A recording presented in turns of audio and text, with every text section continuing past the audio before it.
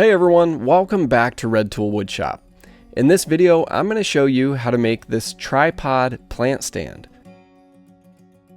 If you're not into plants, you could also use this as a step stool for your kids or as a footstool in your living room.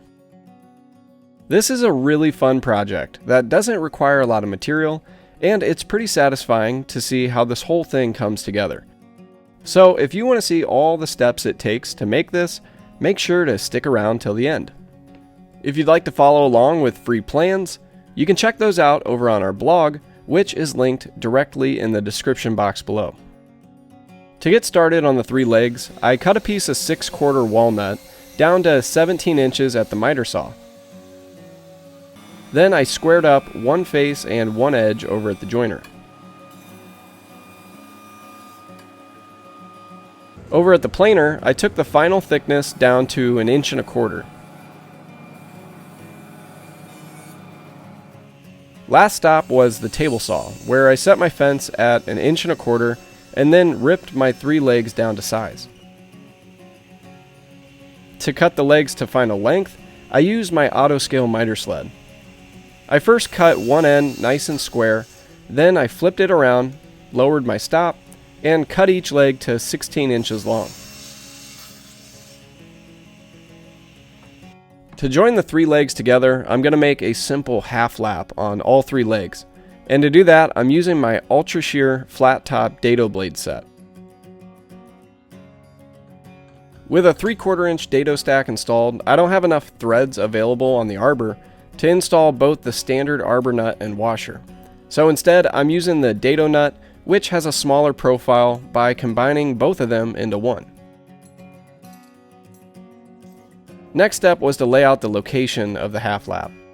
I first made a mark at 6 7/8 from the end. Then to mark the final width, I just referenced one of the other legs and made my mark. I squared those two marks around each face and then laid out the final depth of the half lap at 5/8 using my Polini pocket rule.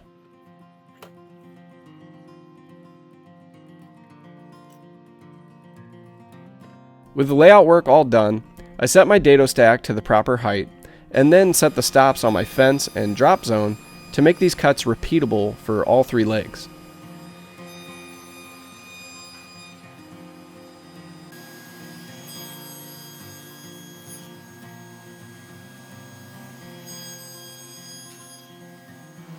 After I had all the half laps cut, I took the legs over to my workbench and sanded them to 180 grit. Now these half laps that I just cut aren't in the exact center of the legs, and to assemble this thing properly, we need to have everything oriented correctly, so I aligned the three legs and then made an X on the shorter end of each one to help me not get confused. Now assembling the base can be a little confusing, but I'm going to do my best to try and explain how all this comes together. First, I positioned the three legs on my workbench so the ends with the X, which are the top of each leg, were facing away from me.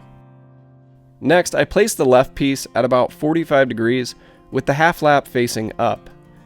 Then I grabbed the second leg and turned it so the half lap was facing to the right, and then placed it in the first piece. I slid it down so half of the half lap of the second piece was open. Then the third piece slides into that opening and locks everything together.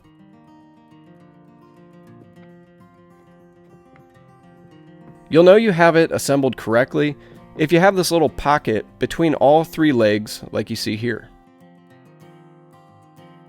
If the assembly of all this is still confusing to you, here's one more look at how everything comes together. And I promise you'll get really good at assembling this thing, because by the end of this video, you'll have to take it apart and put it back together at least 2 or 3 more times. Once you've mastered the assembly, the next step is to cut a flat on the top and bottom of each leg. To do that, I first set the base on a nice and flat work surface. Then I grabbed a 1/2 inch setup block and a pencil to mark a consistent line on all three faces of each leg, which will show me exactly where I need to make my cut. I continued that same process on the two other legs and then flip the base over to mark out the other ends.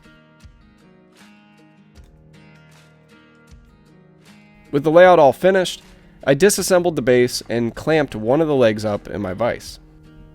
You could try to make this cut on your miter saw by setting a compound angle, but that can get pretty confusing, so instead I like to just make these cuts by hand using this Blue Spruce 12-inch pool saw.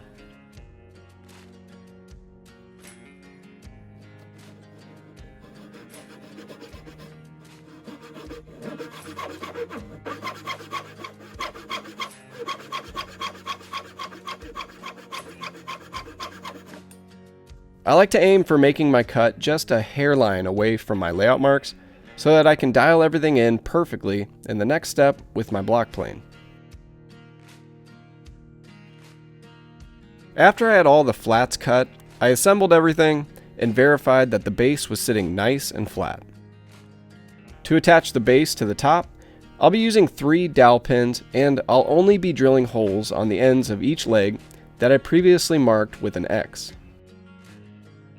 I first made a center mark using my folding saddle square, and then found center in the other direction and marked that using my Polini pocket rule.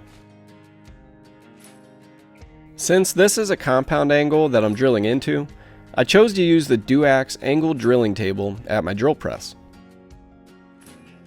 The base has a 45-degree notch in the center that was perfect for this workpiece, and these pivot clamps do a great job of holding everything in place.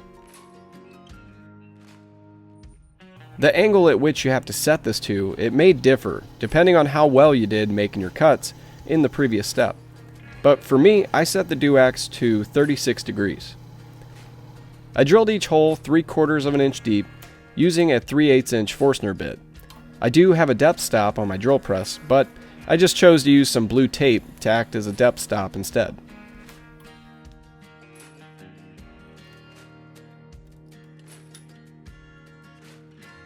Next step in the process was to add the top, but first I'll be doing some layout work so I can properly center the 3-legged base on the round top.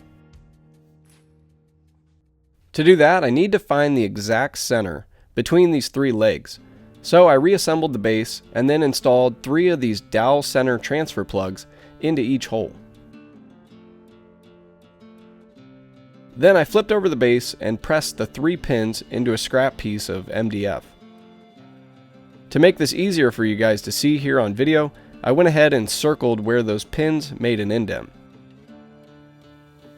To find the center point, I first drew a line to connect each of those points using my woodworking rule.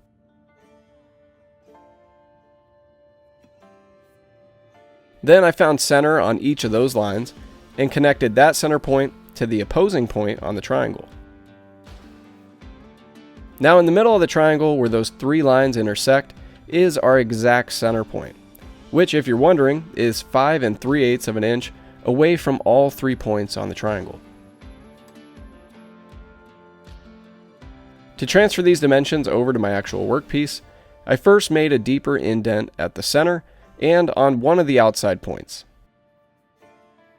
Then I used the Pocket Compass XL and placed the pivot pin in the center point and my pencil in the other one, and then locked everything in place and laid out my circle.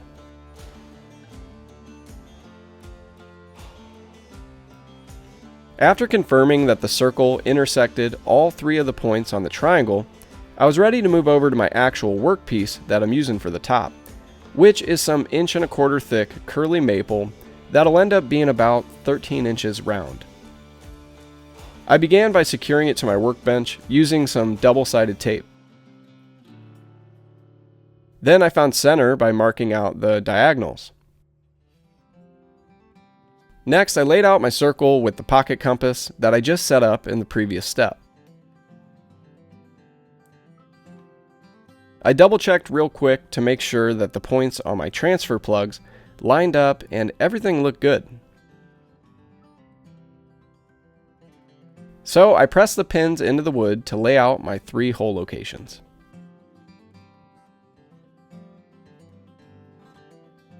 Next, I set my pocket compass to just under 13 inches, and then laid out the final diameter of my circle.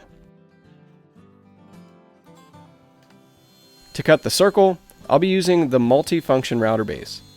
Setting this up is pretty quick and easy. I drilled an 1/8 inch hole just deep enough in the center to accept the pivot pin. Then I installed the pivot pin in the multi-function router base and pressed the pin into the hole. After that, I lined up my router bit and made 3 passes until I cut about halfway through my workpiece. To finish cutting the circle out, I'll be using my bandsaw and router table in just a minute.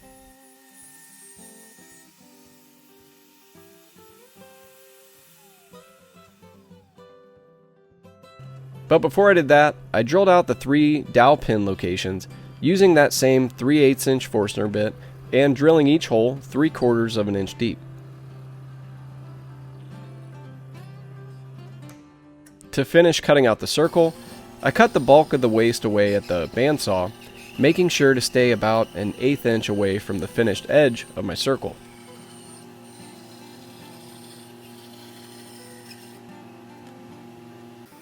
Then I use a flush trim bit at the router table to finish cutting my circle to final size.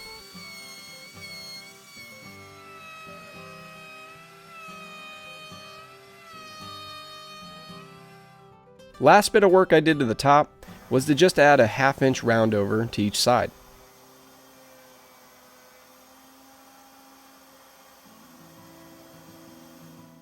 Now for the fun part, to check and see how everything comes together.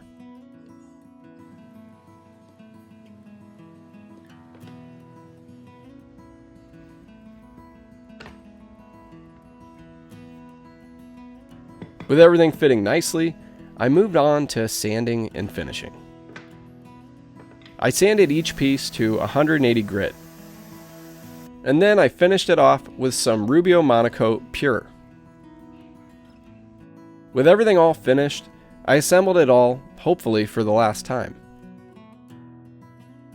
Now, it's up to you whether you want to glue this all in place or not. Gravity pretty much keeps everything together, but gluing it all in place will definitely make moving this around a lot easier. But that about wraps this one up. I hope you guys enjoyed this project and learned something along the way. If you'd like to build this for yourself, make sure to check out the free plans over on our blog for a closer look at all the dimensions. If you're interested in any of the tools I used in this video, there's a full list below with direct links to our website. Thank you guys so much for watching, and I'll see you next time here on Red Tool Woodshop.